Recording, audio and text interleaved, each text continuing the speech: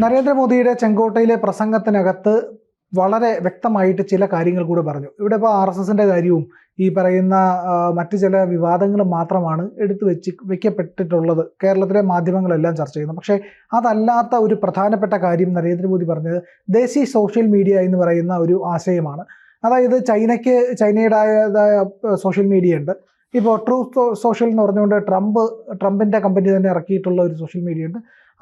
അവരുടേതായിട്ടുള്ള അതത് രാജ്യങ്ങൾ സ്വന്തമായിട്ടുള്ള സോഷ്യൽ മീഡിയ പ്ലാറ്റ്ഫോമുകൾ ഉയർത്തിക്കൊണ്ട് വരുന്നുണ്ട്. ഇപ്പോൾ റഷ്യയുടേതാണ് ടെലഗ്രാം, നമുക്കറിയാമെന്നുള്ളതുപോലെ. ഇപ്പം ഇൻസ്റ്റാഗ്രാമും ഗൂഗിളും ഈ പറയുന്ന മറ്റ് ഫേസ്ബുക്കും അടക്കമുള്ള സോഷ്യൽ മീഡിയകളെല്ലാം വർക്കാവുമ്പോൾ ഇന്ത്യക്ക് എന്തുകൊണ്ട് ഇത്രയും വലിയ പോപ്പുലേഷനുള്ള ഇന്ത്യക്ക് സ്വന്തമായിട്ടൊരു സോഷ്യൽ മീഡിയ പ്ലാറ്റ്ഫോം ഒരുക്കിക്കൂടാ എന്നൊരു ചോദ്യം രാജ്യത്തിൻ്റെ പ്രധാനമന്ത്രി തന്നെ മുന്നോട്ട് വയ്ക്കുന്നു. അതൊരു വലിയ സാധ്യതയല്ലേ ശരിക്കും? തീർച്ചയായിട്ടും ചെറിയ സാധ്യതയല്ല, വലിയ സാധ്യതയാണ്. മാത്രമല്ല അതൊരു മഹത്തായ സ്വപ്നവുമാണ്, നമ്മുടെ തൊട്ടു മുമ്പിലുള്ള സ്വപ്നമാണ്. 2047 ആകുമ്പോൾ സ്വതന്ത്ര ഇന്ത്യക്ക് 100 വയസ്സ് പൂർത്തിയാകുമ്പോൾ ഒരു നവഭാരതത്തെ നമ്മൾ സങ്കല്പിക്കുന്നുണ്ട്. അത് ഈ വികസിത രാജ്യം എന്ന പഴയ ദുഷ്പേര് കളഞ്ഞിട്ട് വികസ്വര രാജ്യം എന്ന പഴയ പേര് കളഞ്ഞിട്ട് ഒരു വികസിത ഇന്ത്യ, അതാണ് നമ്മുടെ സ്വപ്നം. അത് പ്രധാനമന്ത്രിയുടെ മാത്രം സ്വപ്നമല്ല, അത് BJPയുടെയും NDAയുടെയും മാത്രം സ്വപ്നമല്ല, രാജ്യത്തിൻ്റെ സ്വപ്നമാകേണ്ടതാണ്. നമ്മൾ ഈ വികസിത രാജ്യം തന്നെ ആയിത്തീരണം. അങ്ങനെ ആയിത്തീരാൻ ഏറ്റവും ആദ്യം വേണ്ടത് സാങ്കേതികമായ നമ്മുടെ വളർച്ചയാണ്. നരേന്ദ്രമോദി ഈ മുദ്രാവാക്യം ഈ സ്വാതന്ത്ര്യദിന പ്രഭാഷണത്തിലെ 103 മിനിറ്റ് റെക്കോർഡാണത്. അദ്ദേഹത്തിൻ്റെ തന്നെ റെക്കോർഡാണ്. കഴിഞ്ഞ പ്രസംഗം എനിക്ക് തോന്നുന്നു 98 മിനിറ്റ് എങ്ങാണ്. ഇപ്രാവശ്യം 5 മിനിറ്റ് കൂടുതലാണ്. ജവഹർലാൽ നെഹ്റുവിന് ശേഷം ഏറ്റവും കൂടുതൽ, ഒരുപക്ഷെ നെഹ്റുവിൻ്റെ റെക്കോർഡ് ഭേദിച്ചുകൊണ്ടാണ് ഓരോ കൊല്ലവും കൂടുതൽ മിനിറ്റ് സമയം കൂടുക മാത്രമല്ല കണ്ടന്റും കൂടുന്നുണ്ട്. അത് നരേന്ദ്രമോദിയെ വിമർശിക്കാനുള്ള എല്ലാ അവകാശവും ഇന്ത്യയിലെ പ്രതിപക്ഷത്തിനും ഇന്ത്യൻ പൗരന്മാർക്കും ഉണ്ട്. പക്ഷേ നരേന്ദ്രമോദി പറയുന്ന വളരെ ഇന്നൊവേറ്റീവായ, ദേശാഭിമാന പ്രചോദിതമായ, രാജ്യത്തിൻ്റെ വികസനത്തിന് ഉപയുക്തമായ ആശയങ്ങൾ പറയുമ്പോൾ അതിനെ കൈയടിച്ച് സ്വീകരിക്കുകയും നെഞ്ചേറ്റുകയും വേണം.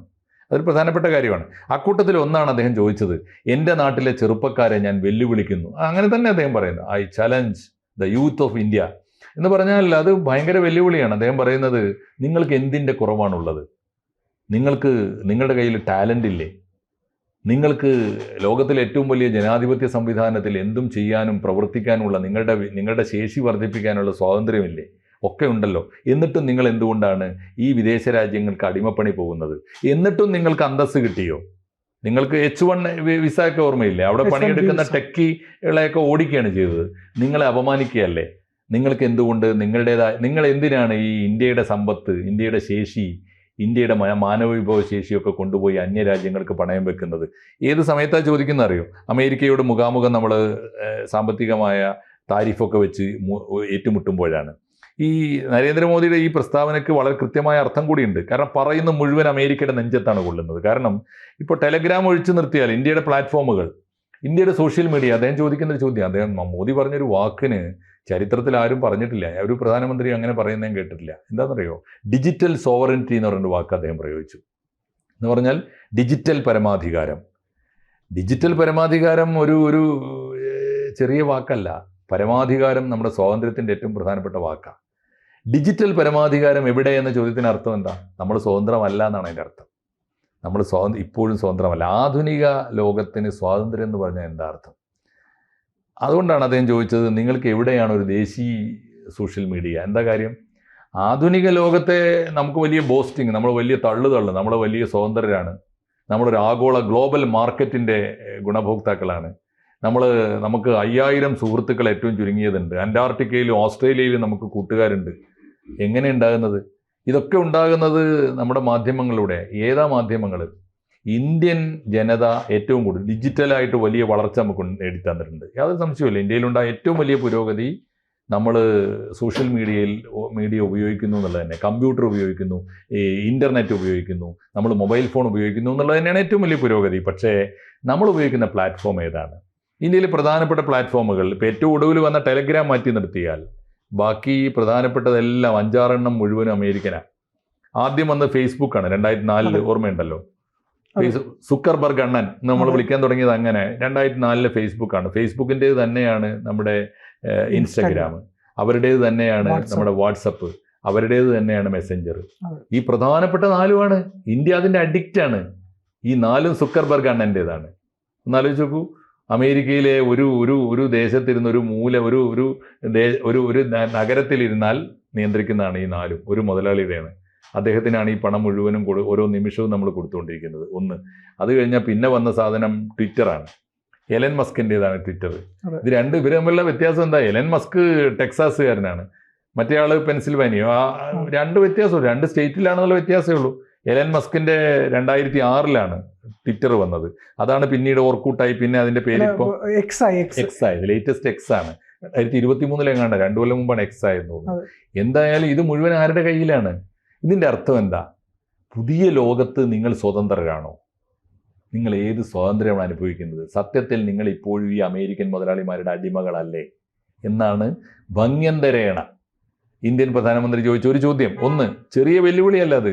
രണ്ടാമത്തെ ചോദ്യം, നിങ്ങൾ ഈ എന്തിനാണ് ഇന്ത്യയുടെ പണം കൊണ്ടുപോയി, ഇന്ത്യയുടെ വിഭവശേഷി കൊണ്ടുപോയി അന്യരാജ്യത്തിന് പണയം വെക്കുന്നത് എന്നാണ് ചോദ്യം. വേറൊരു അർത്ഥം കൂടി അതിനുണ്ട്. എന്താണെന്നറിയോ? ഈ നിങ്ങൾക്ക് സ്വാതന്ത്ര്യത്തിൻ്റെ ഏറ്റവും പ്രധാനപ്പെട്ട അർത്ഥം എന്താ? സ്വകാര്യതയാണ്. വ്യക്തി സ്വാതന്ത്ര്യമാണ് സ്വാതന്ത്ര്യത്തിൻ്റെ അടിത്തറ. മൗലിക അവകാശം എന്ന് പറഞ്ഞാൽ നമ്മുടെ ഫ്രീഡമാണ്. എന്ത് ചിന്തിക്കണം, എന്ത് പറയണം, എന്ത് പ്രവർത്തിക്കണം, അതിന് കിട്ടുന്ന സ്വാതന്ത്ര്യമാണ്. പുതിയ മീഡിയയിൽ നിങ്ങൾ സ്വതന്ത്രനാണോ? നമ്മുടെ ഒരു ധാരണ എന്താ? അതൊക്കെ നമ്മുടെ തള്ളാണ്, അന്ധവിശ്വാസമാണ്. എൻ്റെ മുറി വാതിലടച്ചിട്ടിട്ട് ഞാൻ ലാപ്ടോപ്പ് ഓൺ ചെയ്തിട്ട് ഞാൻ ചെയ്തു കൂട്ടുന്നതും കാട്ടിക്കൂട്ടുന്നതും ഒക്കെ സ്വകാര്യ എന്നാണ് എൻ്റെ ധാരണ. അതിനേക്കാൾ വലിയ തെറ്റിദ്ധാരണ എന്താ ഉള്ളത്? ഇത് മുഴുവൻ ലോകത്തിന് മുമ്പിൽ പരസ്യമാണ്. അതാണ് രണ്ടാമത്തെ കാര്യം. നിങ്ങളുടെ വ്യക്തി സ്വാതന്ത്ര്യം ഹനിക്കപ്പെടുന്നു. അത് ആരുടെ കയ്യിലാണ്? 2 അമേരിക്കൻ മുതലാളിമാരുടെ കയ്യിലാണ്. 2. മൂന്നാമത്തെ ഒരു കാര്യം ആലോചിച്ച് നോക്കൂ. പുതിയ ലോകത്തെ ഏറ്റവും വലിയ സമ്പത്ത് എന്താ? നമ്മുടെ നെൽപ്പാടങ്ങളും കൃഷിയുമല്ല. പുതിയ ലോകത്തെ ഏറ്റവും വലിയ സമ്പത്ത് വ്യവസായശാലകളും പ്രൊഡക്ഷനും അല്ല. പുതിയ ലോകത്തെ ഏറ്റവും വലിയ ഉൽപ്പന്നം എന്ന് പറയുന്നത്, ഏറ്റവും വലിയ കൊമോഡിറ്റി, ഏറ്റവും വലിയ ചരക്ക് എന്ന് പറയുന്നത് ഡാറ്റയാണ്. ഞാനും പ്രിയനും ഒക്കെ ഒരു സോഷ്യൽ മീഡിയയിൽ അക്കൗണ്ട് തുടങ്ങി. ഇപ്പോൾ ഉദാഹരണത്തിന് ഞാനൊരു ഫേസ്ബുക്കിൽ അല്ലെങ്കിൽ യൂട്യൂബ് ചാനൽ തുടങ്ങി. 10,000-20,000 ആളുകൾ കാണാൻ തുടങ്ങുമ്പോൾ കാശ് കിട്ടാൻ തുടങ്ങും. എന്താ അതിൻ്റെ അർത്ഥം? നമ്മുടെ ചാനലിൻ്റെ നമ്മുടെ പ്രഭാഷണത്തിൻ്റെ ഗുണം കൊണ്ടാണ് നമ്മുടെ തെറ്റിദ്ധാരണ. അല്ല, 20,000 പേര് എൻ്റെ മീഡിയ അക്കൗണ്ടിൽ കയറുമ്പോൾ അത്രയും പേരുടെ ഡാറ്റ ഈ മുതലാളിമാർക്ക് കിട്ടിയെന്നതിൻ്റെ അർത്ഥം. ഡാറ്റയാണ് വിൽക്കപ്പെടുന്നത്, നമ്മളത് അറിയുന്നില്ല. സോഷ്യൽ മീഡിയ അത്ര മാരകമായൊരു സംഗതിയാണ്. നമ്മുടെ സ്വാതന്ത്ര്യത്തെയാണ് ഹനിച്ചുകൊണ്ടിരിക്കുന്നത്. അപ്പോൾ പുതിയ ലോകത്തെ ഏറ്റവും വലിയ സമ്പത്ത് ഡാറ്റയാണെങ്കിൽ അത് ആരുടെ കയ്യിലാണ്? ഡാറ്റ കച്ചവടം നമ്മുടെ രാഷ്ട്രീയ വിഷയമാകുന്നത് എന്തുകൊണ്ടാണ്? ഡാറ്റ പ്രധാനപ്പെട്ട സ്വത്തായതുകൊണ്ടാണ്. ഇതൊക്കെയാണ് ചിത്രം. അതൊന്ന്. ഇനി ഒരു പ്രതിസന്ധി വന്നാൽ നമ്മുടെ സ്വാതന്ത്ര്യത്തെ ഹനിക്കാനുള്ള ബട്ടൺ ആരുടെ കയ്യിലാണ്? മൗസ് ആരുടെ കയ്യിലാണ്? ആലോചിച്ച് നോക്കൂ. ഒരു നഗരത്തിൽ ഒരു വർഗീയ കലാപം ഉണ്ടായാൽ ആദ്യം കട്ട് ചെയ്യുന്നത് എന്താ? സോഷ്യൽ മീഡിയ, ഇന്റർനെറ്റാണ് ആദ്യം കട്ട് ചെയ്യുക. ഇത് നമ്മുടെ കയ്യിലല്ല. ഇന്ത്യയിലെ ഏത് നഗരത്തിൽ എപ്പോൾ പ്രതിസന്ധി ഉണ്ടാക്കണം? ഇവിടെ കലാപം ഉണ്ടാക്കാൻ അവിടുന്ന് വേറൊരു മുതലാളി നടക്കുന്നുണ്ട്. ജോർജ് സോറസ് എന്നാണ് അയാളുടെ പേര്. ഇപ്പോൾ ഇന്ത്യയിൽ തുടങ്ങിയിരിക്കുന്ന കലാപങ്ങൾ പോലും അദ്ദേഹത്തിൻ്റെ പങ്കുണ്ട് എന്ന് പറയുന്നുണ്ട്. സോറസ് മുതലാളിയെ കലാപം ഉണ്ടാക്കാൻ അയച്ചിട്ട് പിന്നീട് ആ കലാപം ലോകമറിയാതിരിക്കാനുള്ള ആയുധം എന്താണ്? ഇൻ്റർനെറ്റും സോഷ്യൽ മീഡിയയും കട്ട് ചെയ്യുക. അതിൻ്റെ കത്രികയും ഇരിക്കുന്ന അവൻ്റെ കയ്യിലാണ്. നിങ്ങൾ എന്ത് സ്വതന്ത്രരാണ് മക്കളെ എന്നാണ് നരേന്ദ്രമോദി മനോഹരമായിട്ട് കുട്ടികളോട് ചോദിച്ചത്. എന്നിട്ട് അദ്ദേഹം പറയുന്നു, ഞാൻ എൻ്റെ യുവാക്കളെ വെല്ലുവിളിക്കുന്നു, നിങ്ങൾക്കിതിനെ നേരിടാനാവുമോ? ഈ അടിമത്തത്തെ നിങ്ങൾക്ക് വെല്ലുവിളിക്കാനാവുമോ? അങ്ങനെയാണെങ്കിൽ ഒരു പുതിയ സ്വാതന്ത്ര്യ സമരം ആരംഭിക്കേണ്ടതുണ്ട്. ഈ വാക്ക് അദ്ദേഹം പറഞ്ഞില്ല എന്നേ ഉള്ളൂ. ബുദ്ധിയുള്ള മനുഷ്യന്, അക്ഷരാഭ്യാസമുള്ള ഇന്ത്യക്കാരനെ വായിച്ചാൽ മനസ്സിലാവും. ഒരു പുതിയ സ്വാതന്ത്ര്യ സമരം ആവശ്യമുണ്ട്. 2047 മുമ്പെങ്കിലും ഇന്ത്യക്ക് ഒരുപാട് നേടേണ്ടതുണ്ട്.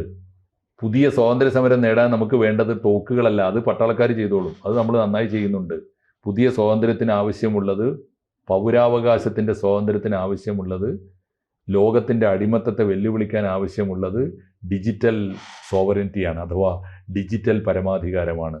അത് നേടിയെടുക്കാനുള്ള സമരത്തിലേക്ക് നിങ്ങളുണ്ടോ എന്നാണ് മോദി ചോദിച്ചത്. അത് കേൾക്കേണ്ടവർ കേൾക്കണ്ടേ? അത് ജനങ്ങളിലേക്ക് എത്തിക്കണ്ടേ? പ്രതിപക്ഷം അത് ഏറ്റെടുക്കണ്ടേ?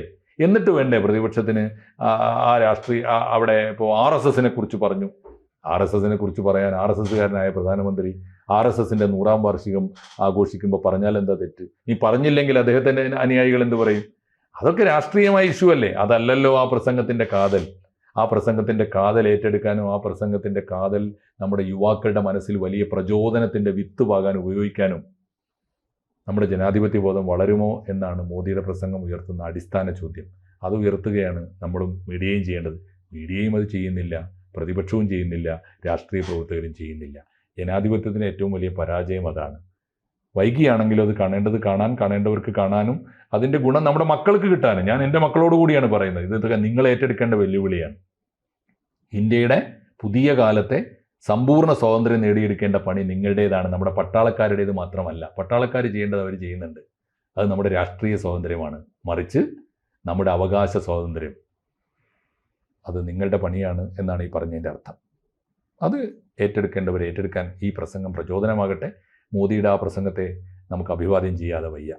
കൂടുതൽ വാർത്തകളും വിശേഷങ്ങളും നിങ്ങളിലേക്ക് എത്താൻ ABC മലയാളം സബ്സ്ക്രൈബ് ചെയ്യുക, ബെൽബട്ടനും അമർത്തുക.